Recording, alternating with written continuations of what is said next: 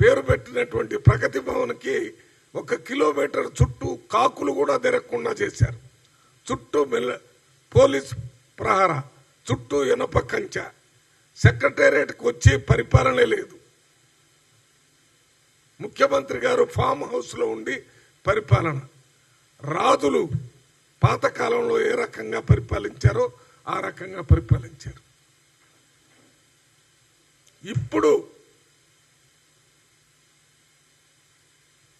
పరిపాలిస్తున్నటువంటి ముఖ్యమంత్రి చేస్తున్న కార్యక్రమాలన్నిటికీ ఓడిపోయినటువంటి BRS party working president KTR గారు, మాజీ మంత్రి హరీష్ రావు గారు, వారి నాయకులు శ్రీరంగ నీతులు చెప్తున్నారు. బుట్టలో రొయ్యలన్నీ మీరే తిని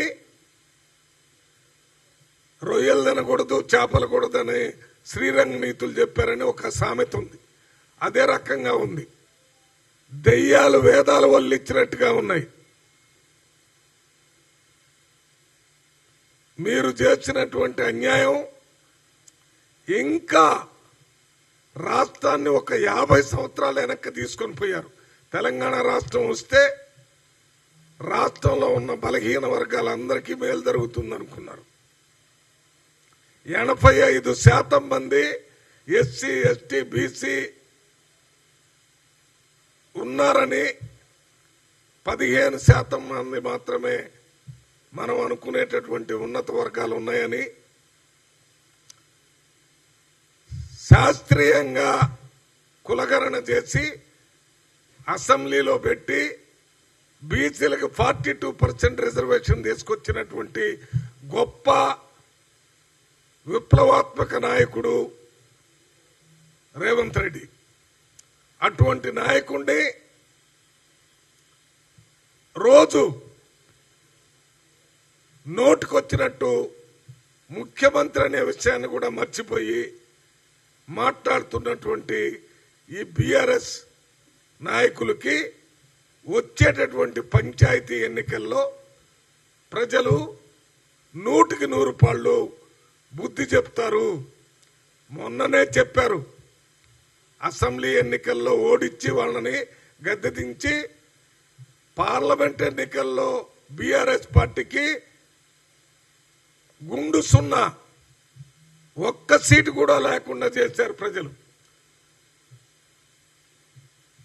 ఇప్పుడేదో మేమే అధికారంలోకి వస్తాం, మీ సంగతి చూస్తాం, మా ప్రభుత్వం వస్తుందని ఒక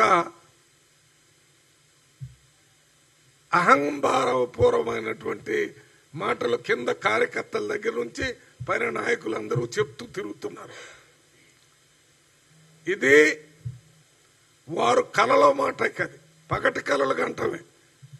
ఏ పరిస్థితుల్లో బీఆర్ఎస్ పార్టీ మళ్ళీ అధికారంలోకి లోకల్ బాడీస్లో కానీ మామూలు ఎన్నికల్లో కానీ వచ్చే అవకాశమే లేదు.